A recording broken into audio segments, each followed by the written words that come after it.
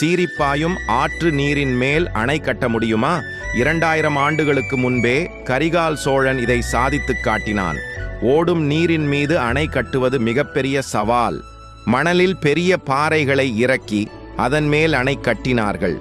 மணல் அரிப்பினால் அந்த பாறைகள் கீழே இறங்கி ஒரு வலுவான அடித்தளத்தை உருவாக்கியது. இதுதான் மிதக்கும் அடித்தளம் தொழில்நுட்பம். இந்த அணை நேராக இல்லாமல் ஒரு சிறிய வளைவுடன் கட்டப்பட்டுள்ளது. ஏன் தெரியுமா? நீரின் அழுத்தத்தை குறைக்கவே இந்த தந்திரம். இன்று உலகெங்கும் கட்டப்படும் பெரிய அணைகளுக்கு இதுதான் பேசிக் மாடல். 19ஆம் நூற்றாண்டில் இதை பார்த்த ஆங்கிலேய பொறியாளர் ஆர்தர் காட்டன் இது ஒரு பெரும் சாதனை என்று வியந்து பாராட்டினார். இதை அடிப்படையாக வைத்தே அவர் கோதாவரி அணையை கட்டினார். மணலில் அஸ்திவாரம் போட்டு மழையையும் வெள்ளத்தையும் வென்ற தமிழன் அறிவு என்றும் அழியாது.